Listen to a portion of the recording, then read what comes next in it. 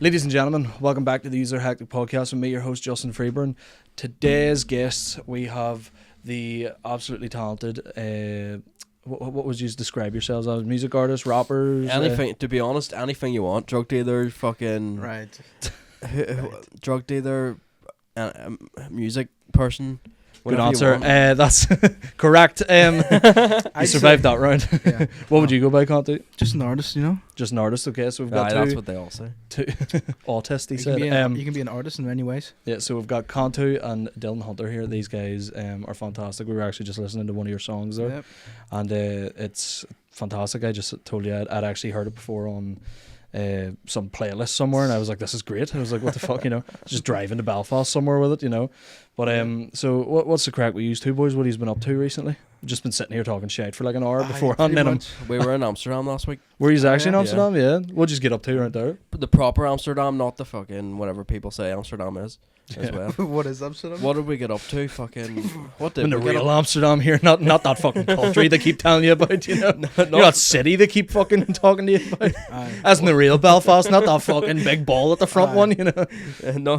What No, did we but- get up to be fair? No, so basically we just, you know, we kind of didn't know what we were doing. The day before, I bought some tickets to some museums. We got that sorted. We went to a few museums with that. Took a picture of Donald Trump, you know, had to. That's right. And then... He wasn't in he was just visiting the museum. It's like Donald Trump in the corner there, Yeah. looking at his own wax figure. You know? Was it the Madame Tussauds one? that Yeah, was that one. yeah. Yeah. What's that like? I've only ever been to the one in Blackpool, and that was years ago. Like It that was was very like good. 10 years ago. Yeah, so basically you go up the wee lift and E.T. sitting there. E.T. Yeah, right? going up and down on the bicycle, going up and Oh, down on the right. bicycle, and then these curtains open, and then somebody's sitting in that next room. Yeah. Jesus. That's all I can explain. I thought you were And going then like, we signed an NDA. We can't talk about this sort of thing. We No. can't talk about what we saw on Madame Tussauds. You know, You have to buy a ticket to go Jeffrey see yourself. Epstein's fucking, you know, Epstein wax Island. figure. No, but you walk in, you know, first few people you see is the likes of Dwayne Johnson. You see, what's his name? Ryan Ed Gosling. Sheeran as well. Liam Payne, all that. Yeah. You walk about, whatever. More celebrities. Is that where you're from, Ballywalter? County Down. Oh, is right. My girlfriend's in County Down. Whereabouts You know what is I that? only found out. I'm not telling you where she's from. Fucking. You get the Yeah, but big you could get- county, and that's it. You could get Newton Arts, Newcastle, Downpatrick, Bit of Malile, Donaghadee, Grey Abbey, Ballywalter, Portavogie, Portaferry, any of them. And there's your autistic geography report with Dylan Hunter, folks. That's I failed geography. I got an A. You actually do know that he only has like one GCSE? Yeah. do you? Yeah. Yeah. Well, I dropped out at 14, That's didn't do bad. any. So I got my you attempted them though, so that's worse. You No, know? I did. I got my science. I got science, ICT, and Prince's Trust. Right. I got a C-star in science, highest in the year in foundation, which is mad. Yeah. And then I got my Prince's Trust, which the teacher just gave us all the answers to, so it wasn't really, I didn't do it. I got my religious studies as well, so I know about Muslims and I know about all them people. Right. Okay. Right. And then I know about... I know about all them ones there. You know ones with towels around their heads. Fucking. That's what you. and I know about Jewish people and Jesus and all That like they, that. they rule the world, and we have no choice. Yeah, for it. basically. Whatever they're called, Blackwater or something. Blackgator. Yeah, something like that. I know what you're talking about. Yeah. Imagine like the teacher, like RE, they're like, oh, we're about to do religious studies, right? The fucking Jews took over the world, so they did in the fucking early 1800s. I think we learned about why Hitler Why he did it? captured them or something. I have a feeling your teacher might be a bit one side here. No. Did your teacher have a skinhead? No. And a load of tattoos? No. And he's like, Hitler wasn't even that wrong, mate. He had a big swastika on his arm. Give it away. He's our RE teacher now. He's also going to be history next week. Yeah, his name's Mr. What's his name? Definitely not anything with ski at the end of it. Mr. Savile or something. Bro, that's And, what was your experience like, Kantu? I'm getting real like interviewee now. This is I feel like fucking Jimmy Fallon or something. Like, whereabouts in school or? in school. What did you get up to Oh. in school? You know what's crazy? I actually have all my GCSEs. Do you actually? Yeah. I have all my GCSEs. And Do you like stress through it, or It's was nothing it to like, brag about. No, it is. It is right. No, of because all my GCSEs, hard rapper bar. hey, I mean, think about it. Most rappers nowadays don't even have their GCSEs. Like, let's be honest. Yeah, true. Well, that's what I mean? Like, I dropped out of school at like 14, and I was like, I'm going to be a fucking worldwide rapper here, you know. 10 years later, I am, you know, struggling comedian. So you just never know what'll happen to these lads. I know. That is true, but I remember, I passed all my GCSEs. At the minute I have 3 A levels, but I'm still studying more, so I'll have more soon. But pretty much, when I remember I was in 3rd year or something, and I told my teacher, I was like, why do I need GCSEs if I'm going to be this big rapper? So, you know, but I mean, I was at the top of my classes. Shit like that. But well, that's what I mean. You prove everyone wrong at that point. Then, you know, you're like, well, I'm going to pass the GCSEs and get 80,000 streams and stuff. Yeah, so fuck it. exactly. I was at the bottom of my classes. Yeah, I knew it. I could see that coming down. I finished. You know what actually happened? I went into my GCSEs very overly confident, and then I finished them in 20 minutes and just walked out. Fair but enough. my English, I was 1 mark off passing. I'm pissed off about that because I missed out 2 questions. If I got that question, I would have fucking passed it. Yeah. you know what's also crazy? He dropped out of tech too. Yeah. Well, I mean, That's how I met him, actually. If I never went... you were on your way in. He was on his way out. No, so basically... That's actually... I was going to ask you, how do you two know each other then? Because he's obviously... He's have your own music careers, but he's work a lot together, so... yeah, These are obviously good mates then, I'm assuming. He's done. through tech then. But he's the reason I actually started doing music properly. Yeah. Because he said to me, do you want to go to Hotbox? Mm-hmm. And I was like, aye, why not? So it was actually... I can pinpointed it to the day. The 21st of September. Yeah. And then that's where I met OJ and everybody like that. I only met OJ for the first time at that last roast battle. It was crazy. I'm not getting into detail, but... No, yeah, pretty much that happened because he was doing some type of music before. He was doing like more like indie stuff, more rock stuff like that. And then because I was making rap music primarily, he wanted also to try it out. So he tried it out and whatever, he's doing well, you know. But yeah, that's pretty much how we met. And then he dropped out of tech, of course. But I'm the only one that still has contact with him outside of tech. Really? The only reason I dropped out of tech is because they were sort of teaching you how to... So it was a music course. But they were teaching you how to like produce and stuff, which is good. But they weren't teaching you how to market yourself or how to do that. They were just showing you... just like music theory. Yeah, they were basically showing you how to do everything. And this is... I'm fucking slabbering at the tech fucking shooters here. Do better. Well, maybe because you joined a music course, not a marketing course. No, but they should teach you how to at least market or figure out how to market yourself. That's yeah. Well, I suppose if they knew that, they wouldn't be teaching. You know, I feel like that's something you can't really. I think that's something they teach music. They teach music history, but not music business as well. And the music industry is 90% business. Yeah. I get that. Like I always thought a lot like when you can't really teach something unless you've done it. So like people, you know, like a tech teacher can't really go, this is how you make it as a famous rapper, because at the end of the day, he's not. They're fucking, you know, they're depressed and drinking 3 liters of whiskey a week. I'm a music teacher. But they're like it's one of those things where it's just weird, isn't it? It's like you can't really expect anything. You can learn what you can from them, but at the end of the day, if you feel like you're like, I'm not learning anything that I need to learn from this, fuck it. One of my friends, he went and did a music course and they didn't let him in. And then he ended up like doing actual like great music after it, but it was one of them things where they were just like, oh no, you don't play an instrument, you can't get in here. And it was like, yeah, if you want to be a producer or something, you know. It said in the requirements of the course you had to be able to play an instrument.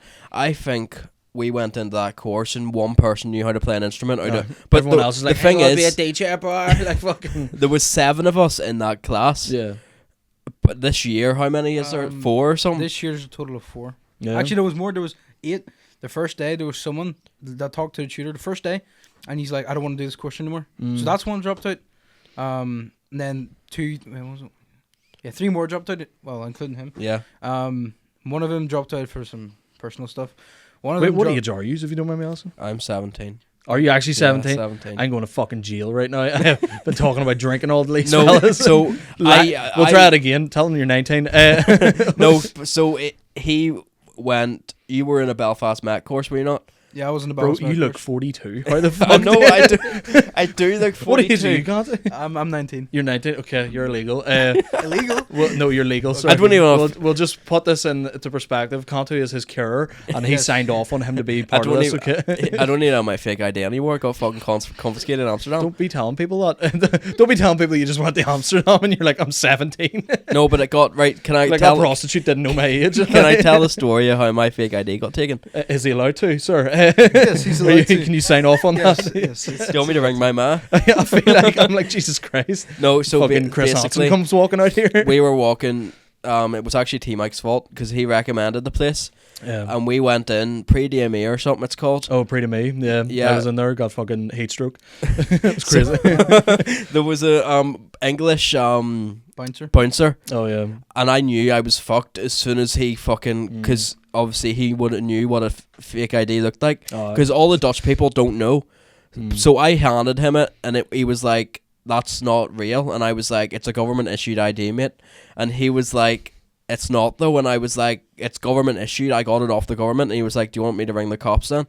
And then I said, "Well, at least give me the ID back," and he was like, "No," so I just walked off. So you just fair enough. You get caught, you throw your hands up and run away. That's just the end Basically, of it. yeah. You know what's the funny story about that? Mm. I only wanted You to give go him the ID. No.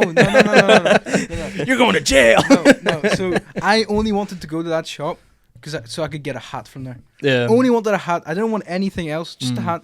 And because Oh, we sat in it for about 4 hours, watched Avengers Endgame on the TVs. It was crazy. Fair enough. Yeah. It's mental. It's a class place. Like, we were actually there not too long ago, so it was like me and Adam Byrne went, and that's what I mean. I got heat stroke. They were like just smoking up, and I was just like in the fucking the window was right here to my face, and I woke up and I was like, I'm gonna be sick. You know, it was just You told that in the fucking oh yeah. roast battle. I remember you said I did. about, yeah. yeah. Well, he tried to tell the story, and I was like, that's not funny. People aren't gonna laugh at that. And then I was too drunk, so I let him do it. By the way, we'll not get into that. I was fucking hammered at that. Like, I didn't even notice. I hear you shouldn't have been there. You're underage. Here, I'm not going to be allowed at the fucking next one now. I might actually clip that out. But, No, don't even cut it. for your sake. Leave it in, because I don't care. But to be fair, I'm probably going to get fucking kicked off all these gigs. But oh well, what can you do? Here. William Thompson, his first comedy gig was when he was 17, and it was not to tell his story. It's William's story, but from what I know of it, it was the same day that his mum died. So his mum had died, and he was 17 years old, and he had literally just got out of school and went to the gig anyway. But he wasn't allowed to like stay after that because he was like too young to be there, which is crazy, you know. Yeah, like, but did he tell them what age he was?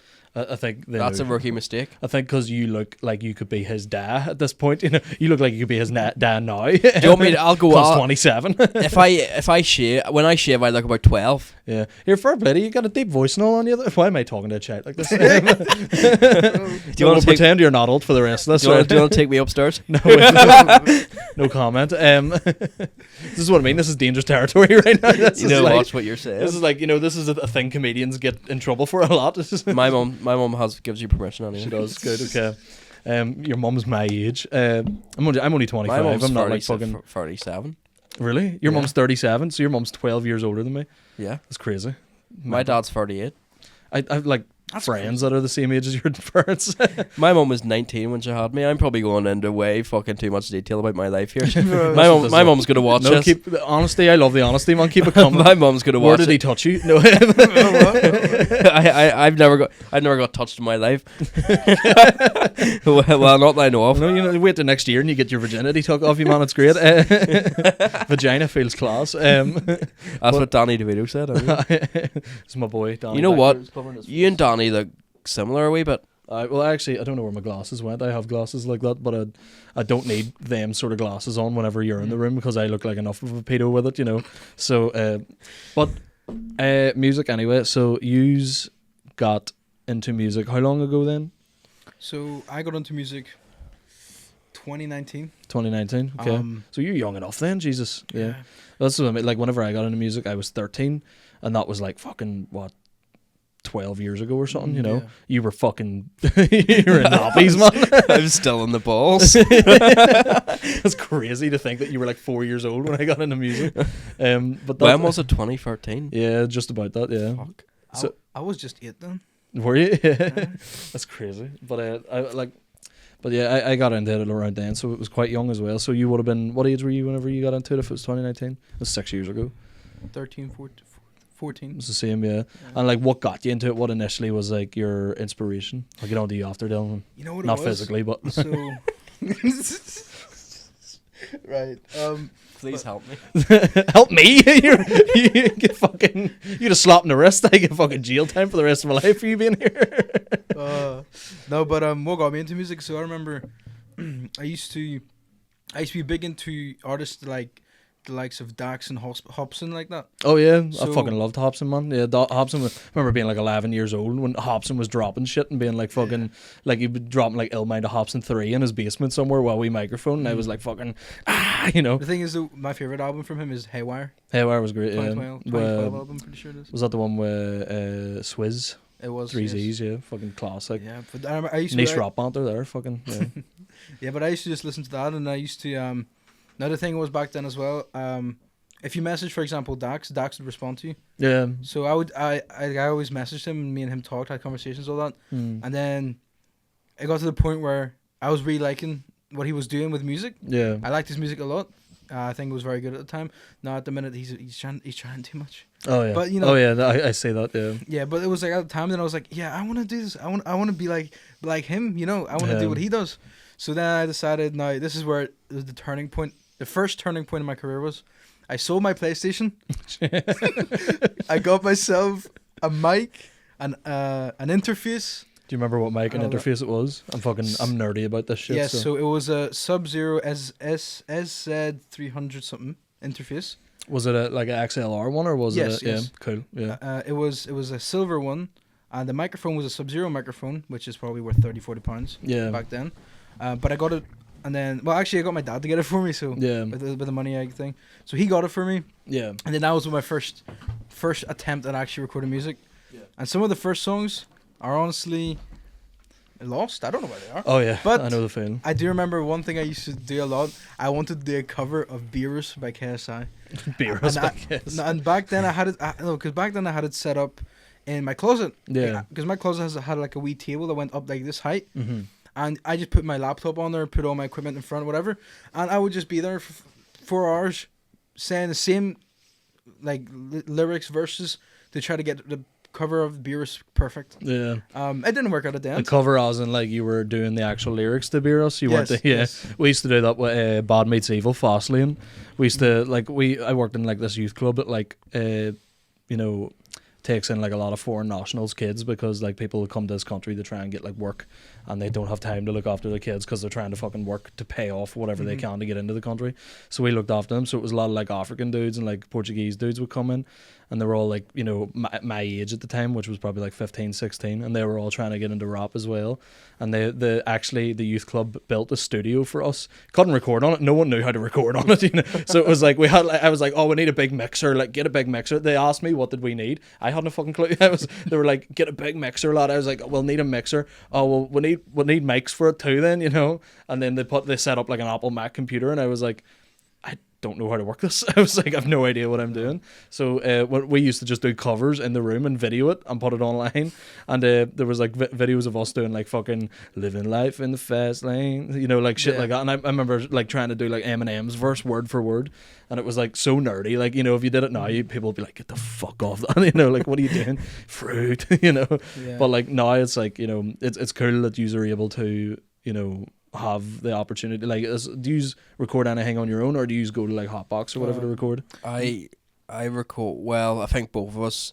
Now we're recording in our houses because it's just cheaper. cheap. Yeah. We have free. Yeah. But I would go to Eulogy a lot Eulogy as well. Yeah. Yeah, he's a good lad. He's a really good producer. I remember him floating about whenever I was doing it. You know, it was like when Becky McNeese first started and stuff. You Yeah. know, so I always would like I could never afford the beats he was always given, you know, so it was one of them things. It's the same thing, like you always just make your own, you know.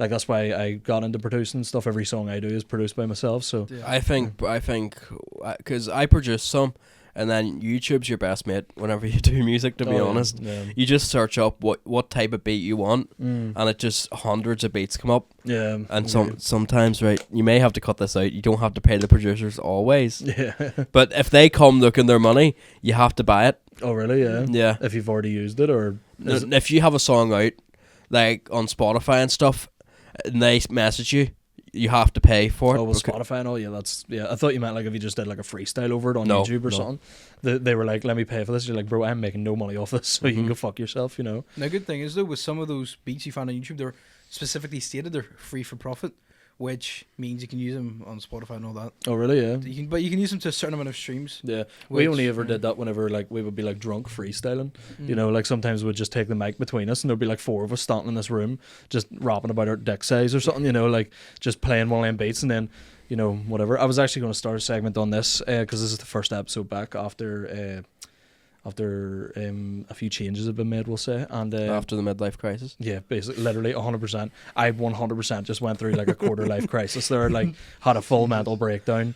That's what- have no that's- mates left. Have no fucking. That's why all the alcohol's in here. Believe it or not, this is all from 3 months. You know, you would shit yourself at how much whiskey I drink in a week. But I'd say I go through about 1.5 liters a week. It's mental, but It's not a bit. You stay off it, right? You fucking, just we're going to make this very clear. Dylan is to be away from the drink. I don't even think I said your names at the start, did I? Kantu did, and yeah. Dylan Hunter. Yes, okay. I think you said I that. was like, I don't want to just get it. Sometimes I do I'm that. not sure. No, Probably you did, have. yeah. Yeah, Probably have. sometimes I get straight into it and I forget what I'm supposed to do. I'm just like, we're just having banter, you know.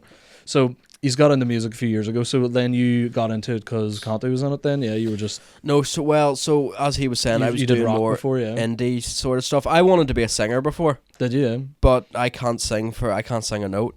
But Everyone can learn, you know. I know, but it's way more Kurt harder. Cobain, fucking cunt, can't But hit a note, like, blew his head off because yeah, well, I'm not gonna go that far. Like, but yeah, so I went to them TikTok Hotbox. comments get any worse by fucking. Don't even. I will. I'll post Yo. a TikTok of me blowing my Yo. head off.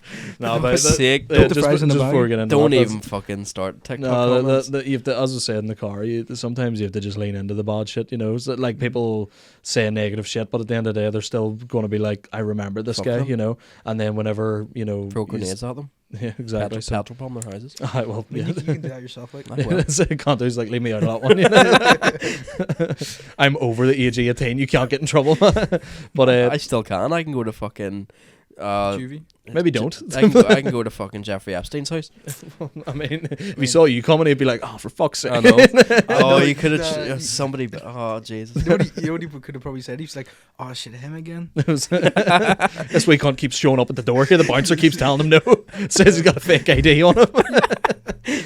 His ID says he's younger than what he is. But so yeah, you were doing indie music and you said you couldn't really sing. So whenever you found rap music, was it one of those things where you're just like, oh, this is No, but I listened to rap before, like Jack Harlow and fucking Eminem and stuff. Obviously Eminem and like NWA. yeah. But it was sort of that thing of how do I make my own. How do I sound? Because my accent isn't very Belfast and it isn't very like. I don't know how to describe. It's a very neutral accent because of where I'm from. You're well spoken, so yeah. Yeah, it's because of where I'm from and how I was raised. I'm the same here. Like I have quite a articulated accent, but everyone for a fucking 25-mile radius sounds Yeah. like they've got fucking honey in their mate constantly. Like, I made fucking from Carlton here, like, I was fucking, you don't even know, man, I'm just smoking in the back garden. Whereas, like, I actually enunciate my words a bit more, but it's not because of, like, I think it's maybe because of, you know, doing comedy and stuff for the last 3 years. I used to be quite smacked out, but now I'm like, you know, I've had to perform to all kinds of people and Yeah. talk and, Yeah.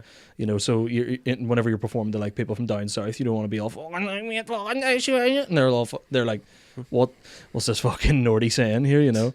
But yeah, so the accent thing for you was a big thing then, yeah. It was sort of a bit like because I wanted to like because I was taking inspiration from him, obviously with the American stuff. I tried that, but it didn't work. Yeah. But so I tried it in my own accent. It's sort of I'm still trying to figure it out. To be honest with you, You're 17, man. You're fucking. I you're know. alright, like, I you know. I'm still I still make like there's music nobody's ever heard that is I'm made. sure Mac Miller died when you were like 3, you know. So like, What year was that? 2018, was it? I think it was 2018. Yeah. When I was 3, I would have been fucking.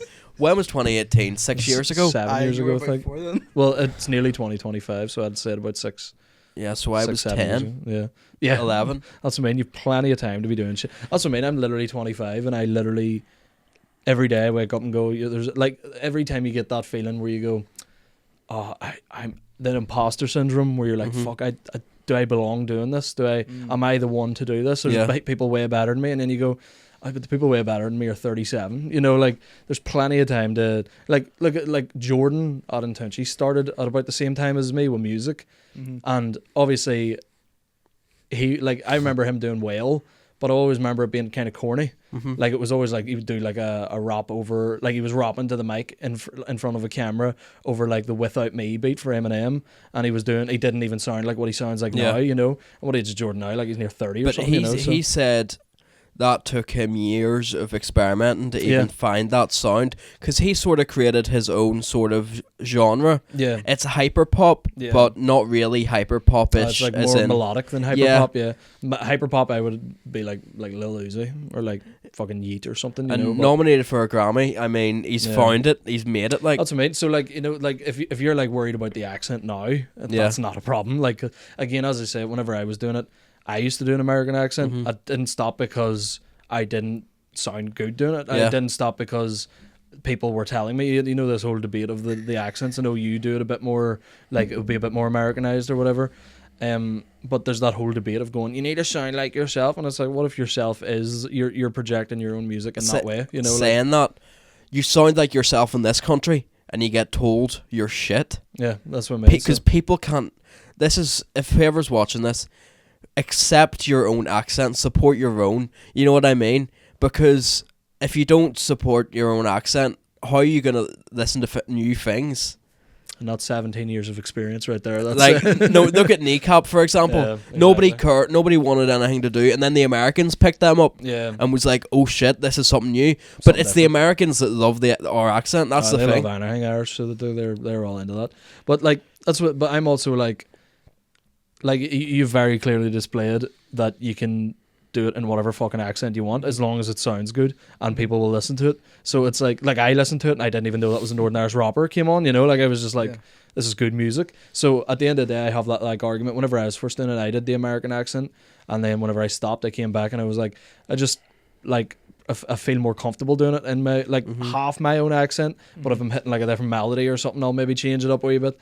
But I'm not just going straight in with the whole, like, you know, I'm not trying to, like, maybe sing over something melodic, going, the like, oh, I fucking love it. You know, like, you know, like even Wee Joe would probably tweak up his accent every now and then in his songs, you know, for the auto-tune and stuff, which, fair play. And that's another thing, people hate auto-tune. I'm fucking drowning in it, you know, I'm like, I love it. Oh, but it's something about it, like, isn't it? It's like heroin.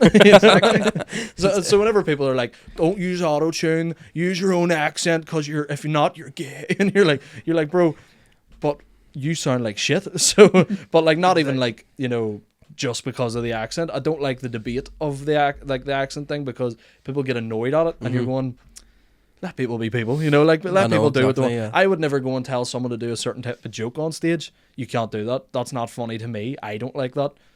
Okay, it's you know, it's like you could say that, but not like your joke's shite, as in like they are. Like no, not you, is like what you were saying there. Yeah, but criticism, like to help build somebody as an artist. Yeah, like say if it was me and I was just starting out and I was trying to figure myself out, this is what Rich Schmick's done. To a lot of artists starting out, he helped so many people develop as an artist. Yeah, and that's what like Smix was good at, developing artists. That's we have like a few versions of that on our end. It's like a few guys who have been promoting the clubs for fucking 20 years now. Yeah, it's like Luke McGibbon. He was a guest on here a few weeks ago. He is like for comedy is the best thing you could ever ask for.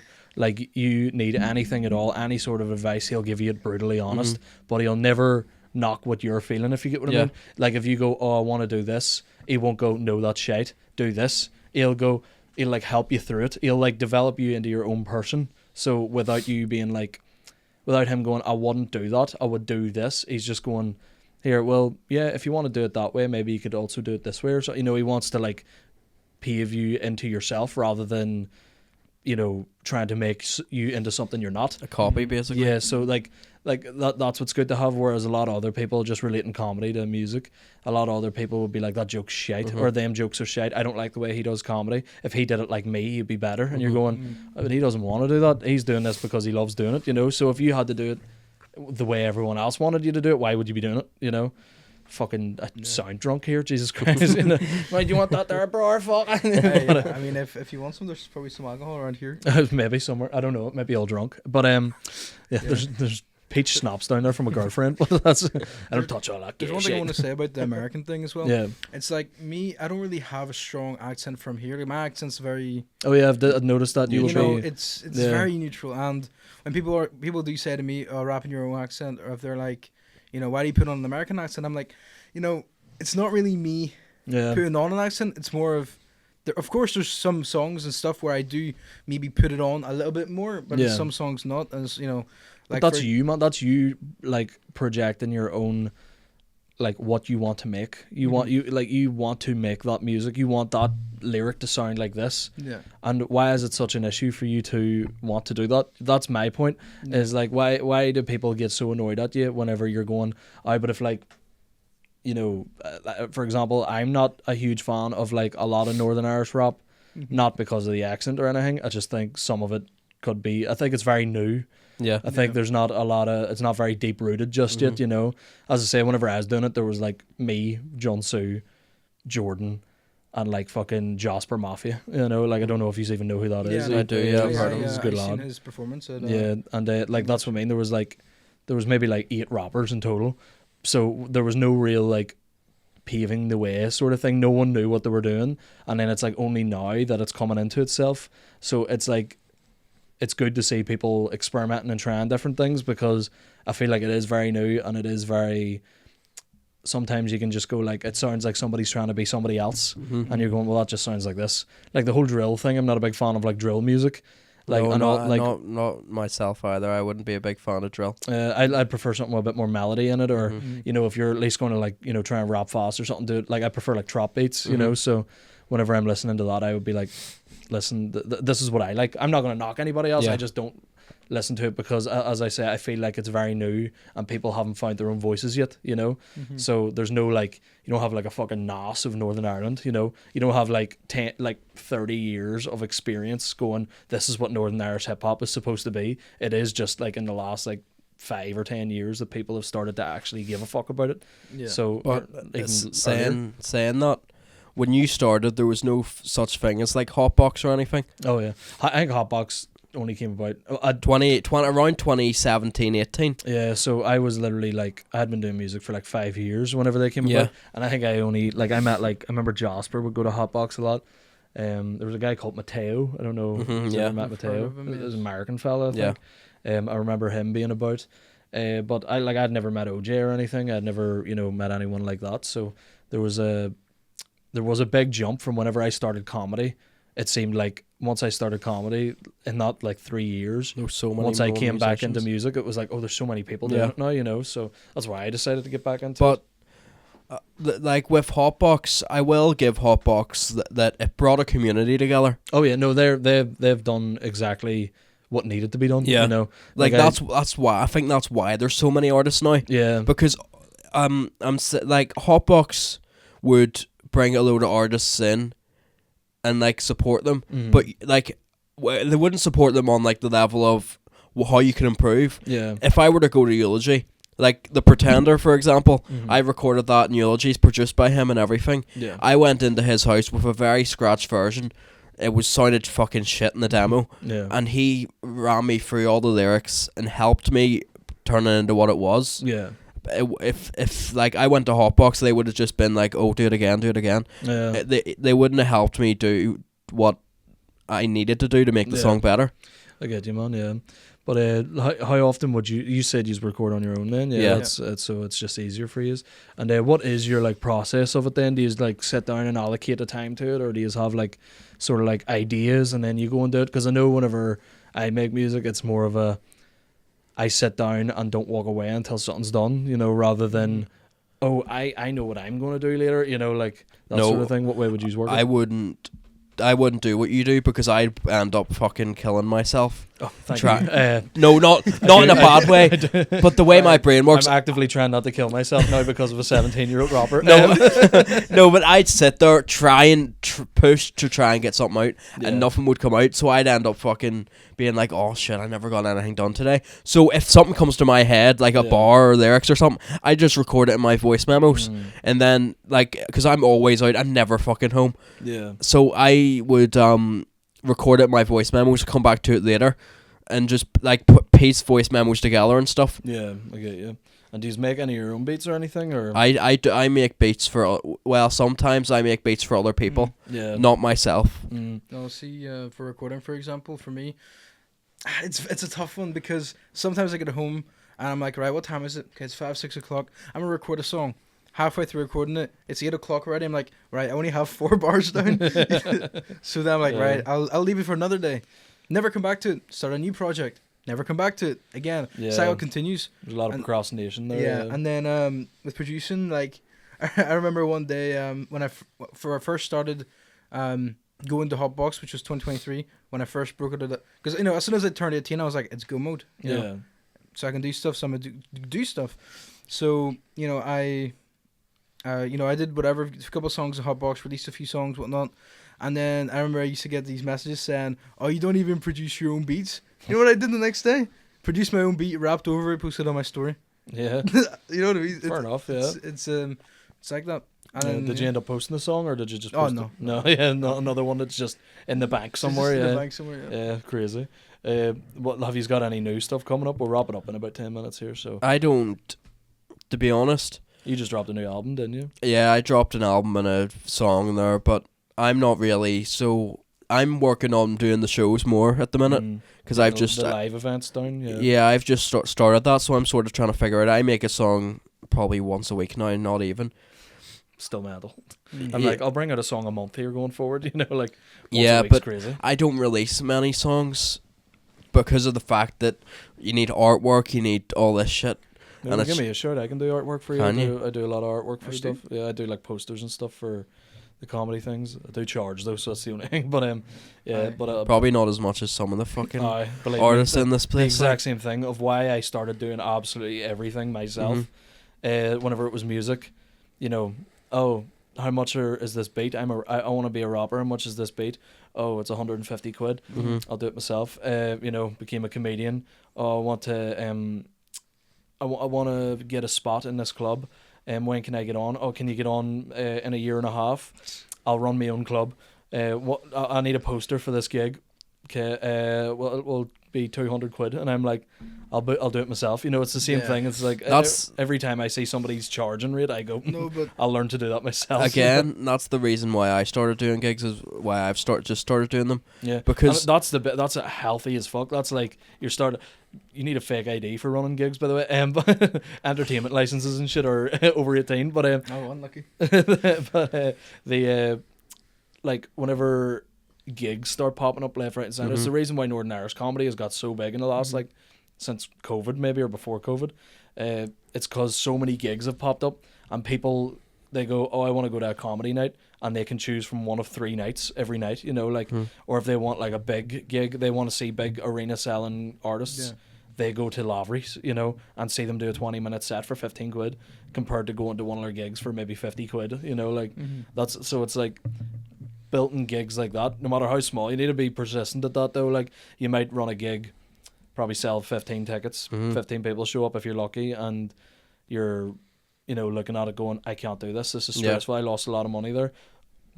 All you can do is just go, we'll do it again, and we'll do it again, and we'll do it again, and do it. You need to just be persistent with it. What started me with the gigs was the John Zoo gig, and then the Leo Miyagi gig as well, which is something like, it's 3 different styles of music basically, because Leo is sort of neo soul, sort of jazz, like jazzy hip hop.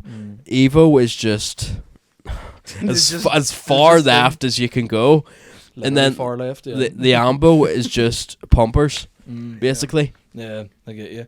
That's good. You get all types of people there, so people can come and see whatever Yeah. they want, that's great. What would you prefer to do, live shows, or do you prefer just being like a recording artist? Oh, live 100%, Yeah. because it means you can interact with the people who actually listen to your music. You get you. And people can go up to you and tell you that, oh, this song made me feel this way and all. It's sort of like, Yeah, I get So you. that's the thing, like, with music, I do like the live sector in music, but I do prefer, I think, the recording sector, Yeah. because I do quite like, I am kind of a nerd when it comes to studio equipment, all that stuff, whatnot.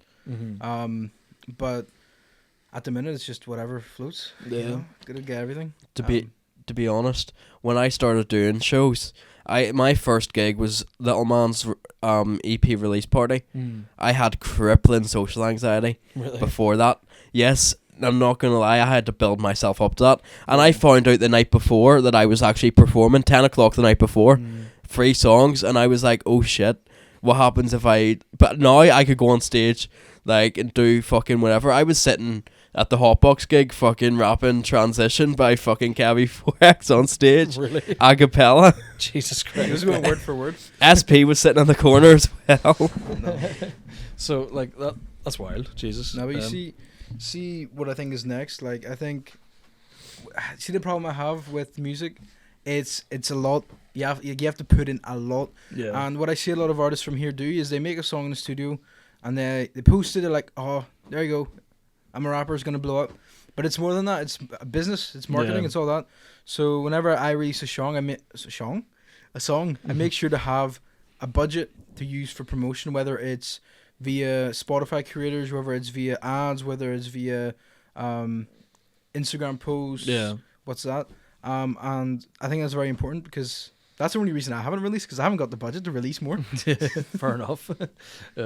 Like I love making music. I love recording. I love whenever it's finished and you just get that feeling that there's like you just listen to it back, and you know you finish a song and you just listen to it over and over and over again. You're in the fucking shop with it in your headphones. No, and shit, but you know. Yeah. I would do that, and then I'd listen to it about 100 times in a day, Yeah. and then I'd fucking hate it because I've listened to it so much. That's so I love that feeling of like the repetitive, like listen to it on repeat after. But I am a comedian, so whenever I finish a song, I'm just like, oh, that's nice, I'll put it out. I'm going back to putting my work into comedy, you know, because comedy for me is like the goal, you know, like it was always music, and then when I found comedy, I was like, oh, this is me, like this is a lot more me. I love music, but it's hard to pull off the You like slabbering at people more. oh yeah, that's I'm quicker without a beat, you know, so like, you know, that's why I do the roast battles and stuff. So but it's just that feeling of when you find something you love doing, it doesn't even feel like an annoyance anymore, you know. Like you're talking about going on stage comedy. First time I did it, only one of my mates came with me out of like 8 mates or something, I don't know, and only one of them came with me because everybody else was like, you're going to be shite at this, you're not funny, and I was like, fair enough, I'm still going to try it anyway. And I remember just being like, and the promoter said to me, or it wasn't the promoter, it was a guy who knew the promoter, was like, listen, see if you do this and you don't feel a spark and you don't feel like, oh, this is what I want to do the rest of my life, like you just feel shit after it, don't do it again. And I was like, right, okay, and that put a lot of pressure on me. I was like, oh my god, I'm gonna make a dick out of myself just to never do this again. And then I went up, did it, and I was like, did alright. Crowd was alright compared to what I would do now on stage. The crowd was alright, and I remember just being like, this was the best feeling I've ever had in my entire life. Like when they laughed at me, it was like fucking someone lit a fire under my ass. Like, you know, I was ready to fucking dance, like, you know. And I'm like, that's whenever, and the guy asked me, he goes, how do you feel about it? And I was like, I'm fucking ready, give me more, give me more, give me more. Yeah. So it's just one of them things where it's like, you know, you find that love for it and you just fucking beat it to death, you know. I think whenever I get on stage, the adrenaline hits me like that. Yeah. And it's just sort of like, you can't stop now. Yeah. You have to push through. See, you're talking about social anxiety as well, with all that sort of stuff, and like, you know, like performance anxiety or whatever. I hate talking to people on a daily basis. See, like I'm like agoraphobic or something. Like I can't leave the house. I can't talk to people. I hate going to the shop. My fucking heart rate's in my throat, you know. So whenever I hate doing all shit, I've had to go to fucking like the doctor and shit over it, you know. Like I hate doing anything, and I hate the whole like this sounds kind of like stuck up, but it's for a different reason. I hate going to a gig and seeing the crowd beforehand. Yeah. Like, so if someone from the crowd recognizes me, I'm like, I'm gonna have a mental breakdown, don't talk to me. And it's not because I'm stuck up, it's because I'm like, oh my god, I'm so nervous, don't talk to me, you know. But then whenever I'm on stage, I'm like, the same thing, the adrenaline hits and I'm a different person, and there's like a side of my brain that opens up, and like I'm stupid on an everyday basis. I cut, like, if we were just like not doing a podcast, you would think I was retarded. Like, you'd be like talking to me, you'd be like, this guy is the dullest person I've ever met. But I was like, once the camera turned on and I was like, right, comedy mode, and I was like, let's talk some bullshit, you know. Yeah. But that's like that same thing is like, it does light a fire under your ass a wee bit, and I think it's good for your mental health at the end of the day. You know? But I got off. I went on the stage at Voodoo, got off stage, didn't speak to anybody after, went straight up to the green room. Yeah, and just completely that, like what's it called, de-stressed or something. Like I don't know what the Dehumidified. I went up to the green room, dehumidified. Now you see, Name of the episode. see, my first performance when I did it, it was the Crescent's Arts for the Hotbox event. 250 people or something. 250 people. Really? First performance. Honestly, I was and like industry professionals, Gemma Bradley and all in the crowd. all of them. But so me and Dylan came down because I told them about it. And then we got half price tickets. So we went in. And T Mike's going to me, you're up. So I'm walking up and I'm like, right. Okay. That's where that photo's from. Yeah, well, that's where that photo's Oh, from. really? Yeah. Yeah. That's cool, man. That's me. I'm pretty sure walking off. But yeah, it was unreal. Yeah. It was unreal. It was. You just felt it. You were just like, this is it. Yeah, this is what I want to do. Right? To be honest, this is a hot take. I'd rather be a performer than a recording artist. Yeah. Like I like making the music. Yeah. But I'd rather be on stage. Like I'd rather be touring the world, even touring the country. You know what I mean? Yeah. And just meeting new people and doing this, doing that with my music, and not just sitting in my bedroom recording, putting song out. Doing a show every 6 months, you know what I mean? It's the catch, because you can't do that without doing the recording. You know, same thing. Like, I would love to, go and fucking tour the world with comedy. That's what I mean. I was talking to you before about going to New York and stuff. Yeah. I'm not going to be good in New York if I don't learn my craft here. You know, so that's what recently I think I've wrote about a new hour and a half of material, which is, it's like writing like a whole album of music. You know, what do you write?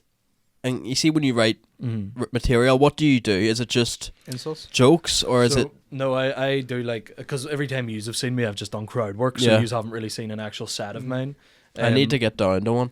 Give me a shout. I'll get you in on any one that I'm doing. Because if I know all the promoters, all the gigs, so I'll just go there here with me. So, give me a shout if you're about any of them. Where you're Ballywater? Yeah, but I don't mind traveling. Yeah, he's Ballywater. I'm in Newton Ards. Oh, you're Newton Ards. Yeah, no worries. So we do gigs in Newton Ards, the Ivy Bar, so it is. It's the pure UDA bar in the corner in Newton Ards. I know which one. Where's that in the Westwinds? Probably, I don't know, but it's like, and there's a class gig in there. But give me a shout. I'll give you a shout next time I'm down there. You're more than welcome 100%. To come in. But whenever I do, like, I don't really have a writing process. I do the same thing wherever I'm, like, I'll maybe be out and about with my girlfriend or something. Something will happen, something funny will be said, or I'll say something funny. I'm always constantly absorbing everything. So it sounds stupid, but whenever you get into comedy, there's a stage where it clicks where every single thing that happens, you start thinking, this is a bit. That's why whenever, like, you say something, I'll be like trying to say something funny back because I'm trying to make a bit out of it. So I'll be there and, like, say me and you have a conversation about something, and a lot of comedy, spoiler alert, isn't real. Like, people will tell stories. A lot of rap isn't real either. That's what I mean. So the whole thing with comedy, when a lot of jokes maybe stem from a wee bit of truth, but people exaggerate it for but that's it to be funny. I think all of it comes down to entertainment. Yeah. No matter if it's all real or fake, I think it's all entertainment. If it entertains someone, fair play. Exactly. So things like me and you will maybe have a conversation about something, and maybe there's a bit of back and forth and a bit of banter, and I go, I could maybe work that into a bit, or I could work that one line I said there into another bit. Like, that's how I sort of write. Yeah. Like, I'm constantly absorbing everything that comes in all the time. Like, I've probably thought of like 3 bits between the fact, like, me collecting news to now, So, like, whenever I do that, I write it all in my notes. It's usually 3 o'clock in the morning. I'm laying in bed, staring at the roof, and I go, "That's a bit," But, like, I'll like put it in my notes, and then I'll come down here, make a bit of music or whatever. Maybe take a drink, whatever it is. If it's like a Wednesday or Friday, alcoholic, literally, and you stay off it. You're not allowed. You're gonna get me put off all the gigs. You're all good. Oh yeah, so there's one thing I want to ask you. Yeah. See, when you record music, or you edit whatever. Now, how do you like to record music, sober or not? Now sober, before drunk, but that's why I stopped doing it. Because but sober you sound like shit when you're drunk. Yeah, but what about drug wise? Oh no, I haven't done fucking drugs in years. Are you sure though? I'm not, like, even whenever I was in Amsterdam and all, I was just on the drink. I don't judge people for doing it. I don't give a fuck. But I met a girlfriend and all who's not into all that stuff, so I'm just like, I'm alright with not 100%. taking it. Especially with you know, if you're gigging 3 or 4 times a week with comedy, and the last thing you need to do is get spaced out because you need to be locked into shit, you know. So that same thing of like absorbing everything. That's why I'm good at crowd work, because no matter what they say, I take it in. The brain fucking shakes it about a bit until like something comes out, you know. So I can't do that. Like that's why you seen it at the roast ball. Yeah. I was blocked and I became so unfunny. Like that's what I mean. You can't like. You just started saying anything and everything. And then I was like, "Fuck you, that's not funny." To be fair, Bundy sort of made it better. Oh well, here, yeah. Until she shout out Bundy, who Shout took out the Bundy. free rows of chairs with her. I was going to post that as a clip. I was actually going to post the clip as well of me talking to you, and it was so mean. I downloaded that video off YouTube and edited it all the clips of me. Yeah, honestly, it was. Can I post them? You can do what you want. I don't give a fuck. Yeah, I think 100% you should post that Dylan Hunter clip. No, because I didn't want to post it and you'd be like, "Here, this is from fucking." No, it's unless I'm doing a set. Yeah. If you recorded my set that I've actually written jokes for, I would be like, bro, I have to do that other places. But that was a bit of crowd work I just did with you in a one-off. You know, it wasn't like that was. It's never going to happen again. You know. I mean, you never know. Maybe in the next one. Well, yeah, probably because T Mike says we're going to be sitting on that same table again. Fair enough. But I'd say you'd say like John Sue was like bigging you up, and he was like, "Yeah, what's the new album called now?" And he goes, "Broken Hearted Art," and I was like, "Broke Retarded Art." Wait, no, what? Broken Hearted Fart? And that was when I was funny and sober, and then by the end of that, I was like, "Fuck you, that's funny." Shout out John Zoo, by the way. How long has he been doing this now? For 15 fucking years. I remember wee Johnny coming out. I remember me and my wee cousin being like literally like when YouTube was first a thing, you know, like YouTube was only like 2 or 3 years old, and we were like, "Do we hear this Northern Irish rapper? You know, he's from Belfast." He was the first person to ever hear The Pretender, because he came in. So I was going out of the studio, out of Eulogies, and he was coming in. Oh yeah, and I was like, or Eulogy was like, "Here, play Johnny your track," and then I played him it. And this may be disrespectful, but at the cremation of Rich Mix, Johnny came up to me, and it was him and Squire, and was like, "Play them your new track, and I'll play them the track." So I played him it. Yeah. But it was sort of like disrespectful a wee bit. But yeah. Oh well, you know, if Rich Mix was all about music and he was all about Northern he probably Irish, would have loved it. He probably would have fucking asked you to do it himself, you know. He probably would have hopped on a remix. It'd be different, you know. It's like if I died, I would expect comedians to tell jokes at my funeral, you know. I'll tell jokes at your funeral. Don't you're too young to be there. There'll be drinking. I'm too young. What do you mean too young to be? We'll let you in like the wee Sunday school part or something, you know. Like, have to be gone by 9 o'clock. Wait, I'm gonna get a message tomorrow, or I'm gonna get a message when this fucking thing gets put out. Here, you've been taken off the gig for the 28th of December. No, fuck, don't be taking him out. This is what I mean. Comedians have done it. He's fucking class. Don't be taking him off anything. Well, comedians have taken people off gigs over age. No, they haven't. This is what I mean. Comedians they do the thing where they'll be like, right, you're 17, go up on stage, and then your ma has to come get you. You know, but like 17, you're right. You're a grown man. You've chased her there, bro. You're fucking. He's like 42 in disguise. That's what I mean. Like it was like I'm 18 in June. I was like, bro. That's like a year away. Well, actually, I was like, bro, you're fucking. You sound like a kidnap victim, but you look like a kidnapper. People are still surprised when I say I'm 17, though. People are like, I thought you were going to say about 24. No, people come up to me and they're like, I don't even know who asked me the last time, but I said I was 17. He was like, "You're 17. You don't look it." Do you drink or do drugs or anything? He probably doesn't as mean. No comment in case my fucking manager's watching. Maybe stop. So, you know, maybe look 17. No, I'm only joking, but no, like I'm not saying anything incriminating in case my fucking HR's watching this. Like you look about 19. You know, you're like you look like you're about 20. You know, you know what it is? It's because my beard's so scruffy. Yeah, but it's pure fucking Irish beard. There, like, I was gonna shave it, but I couldn't buy fucking razors. You look like you would pour a good pint. I legally can't buy razors. You know what's funny? So the reason when I was younger, when I was like 17, 16, I looked about fucking 25. Yeah, same. But that was because in school I would just keep my beard. I was like 15 with a fucking beard, and I just let it, you know. I had chest hair like in PE. You know, like I remember like getting changed and people be like, why do you have chest hair? And I was all, I don't know. Like, you know. Why do you have pubes? It's literally, you know, they were like, oh my God, he has armpit hair, you know. And then my beard started coming in at about 15 as well. So I was just like, you had no chance in life. And I was ginger. So, like, you know, fucking you had black beard and like a fur beard. These are all right, you know. But his beard's quite ginger. Yeah, I am quite ginger. But it's not like though. me ginger. I'm like orange, you know. I'm like fucking mandarin, you know. Like My mum's my mum's ginger though. Is she? Yeah. What's her name? What's her number? I'm not going that far now. Do you want my address as well? Do you want me to say my address? Everyone find me Dylan Hunter's mum on Facebook. Here, I said Ballywalter. No, everybody's gonna know where the Miss Hunter from Ballywalter. That's who. don't know because all you have to search up is fucking Hunter on Facebook and you'll find it. That's fucked. Right, Denise Hunter. Listen, That's my granny's name. I'm not even being funny. Your granny's 42. You're gonna have to cut that out. Sorry. What you said? You're gonna have to cut but that no, out. if someone does find it, let me know. Message me and I'll give you a tenner. Yeah, Tanner, bro. I'll fucking give you. I'll give you a spot at the next roast bottle. I'll find it for you. I've been dying for a spot. Here, I fucking get you on one, bro. I'm not even a comedian. I'll just fucking go up and But that's the thing. die. I'll die up there.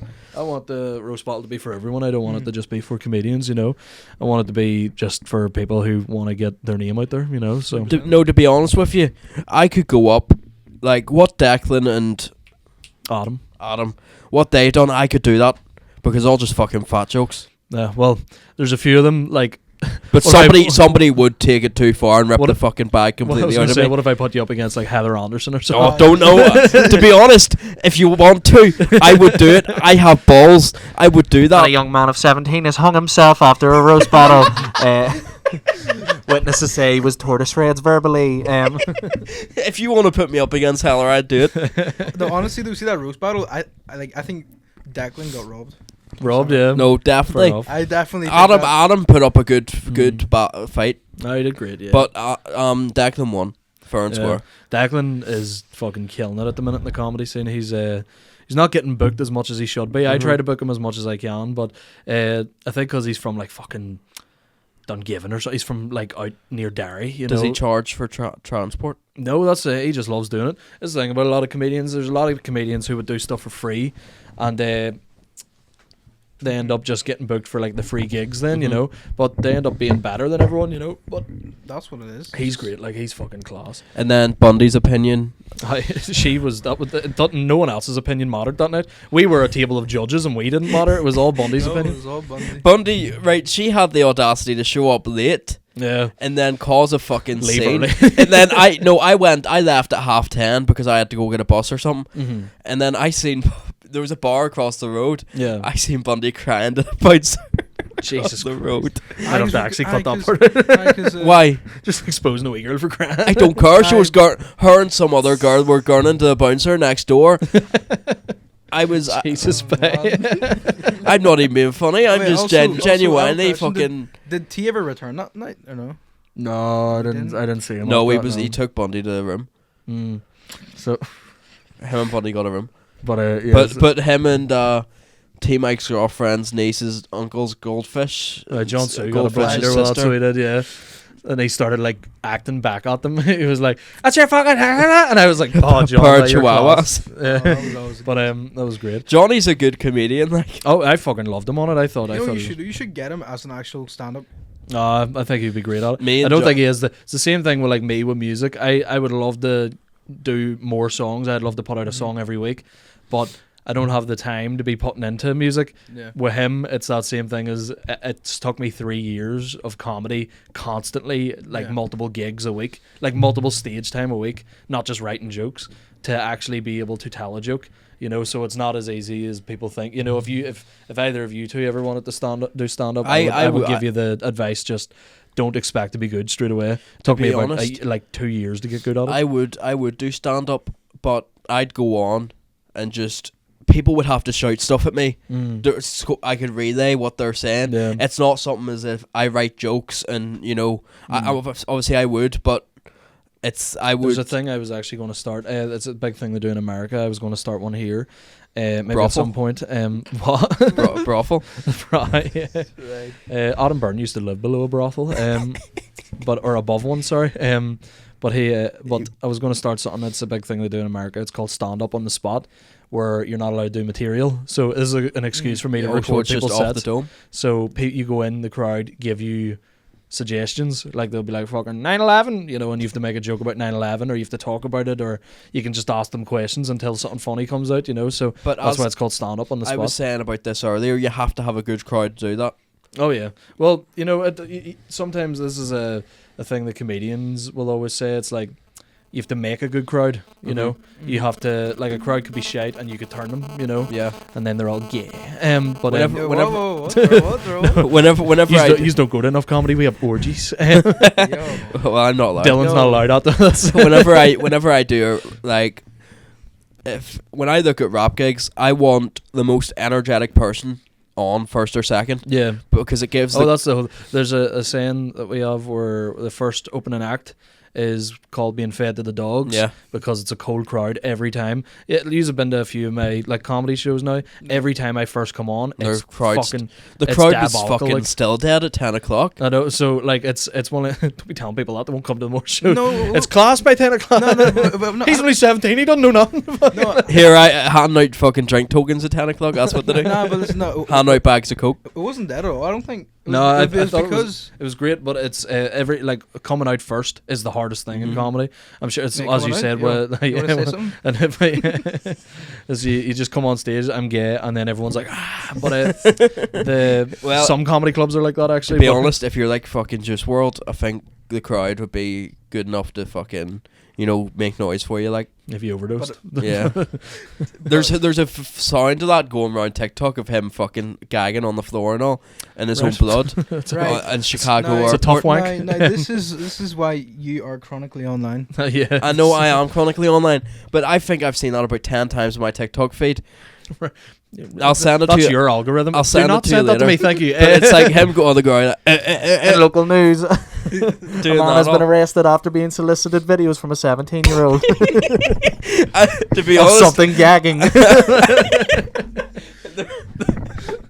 there's no. It's just audio though. It's no video. So it's just him. That It's like a blind man wank, and that's what it is. basically, So yeah. now for the future, you know, if he sends you a video, don't open it. Okay, fair enough. Blocked. I don't write. I'm not gonna fucking send you porn or anything. Okay, hopefully not. Well, depending on who you can't are. get logged into it. Depending on who you are, like there's Anyway. some people I would send porn to. On that note, have you anything to plug? You've got Broken Hearted Art out. Yes, Broken Hearted Art, The Pretender. Buy tickets to SP's show on the 20th of December, Leo Miyagi show on the 30th of January with Evo Belfast and the Ambo Slice. Shout out Eulogy as well. Yeah, I would like to plug my amazing song Winslow, streaming. Banger. To FCW Winslow. You know, just for you, I'm gonna put it at the end of this song. I'm gonna Thank you put it very up there. much. It's fucking And class. I also want to shout out a few people that helped me to get where I am. I want to shout out Sabo from Houston. Me and him have been working a lot in terms of music, and he's a good friend of mine. And I also want to shout out me. Let's go. Shout out Dylan's mum. Shout She's out got it going on. here. I want to also shout out Lee as well from who used to be in Hotbox. I don't know He's what. my stepdad, and he's fucking my man. I don't. To be honest, Lee, I don't know where you've gone. Like you may have died. I don't know if you've died or not. L.E. Yeah. Is he not from Craigavon? No, I don't. I'm near sure he's from Craigavon. He was another one that was doing it whenever I was there, and I remember walking into somewhere in a shopping centre, and he was working there, and I was like, "That's L.E." I'm near sure. he when lives- did you walk into the shopping centre? Fucking. Oh, wait. I never left. Oh. I But don't he know, lives in where He lives in Belfast. he did Yeah. live in Botanic. People can move, you know. I keep Aye. leaking fucking people's where they live. No, Fuck's sake. stop that. You're gonna have to cut that out. No, he hasn't even told us where his ma is right now. But Bally Walter. Do you want the address? I'll fucking put the address in. Dylan, Fucking stop. I'm gonna have the fucking UDA at the door. your dad's auntie. But listen, boys, thank you very much for coming on. You've been an absolute treat. Thank you for having us. Thank get you the very tickets to the show and listen to Winslow. I'll have everything in the description. Here, if anyway, you're so- skint, don't be skint. Just don't be skint. Name of the episode. If you're skint, wise words by an old man. If you're skint, don't be skint, mate. If you're skint, get a job. That don't works. even be homeless, lad. What are you even being homeless for? I know, just fucking get a job. You know what I mean? Anyway, fuck it. Thank you for coming on. Thank you very much for watching. We're back every Tuesday morning. This will be out tomorrow morning, hopefully. Hopefully, it might be tomorrow morning or tomorrow afternoon or something. I don't know. But either way, tune in, User Hack the Podcast. Me, your host, Justin Freeburn. Thank you very much, Kantu and Dylan Hunter. And tell your dad stop texting me.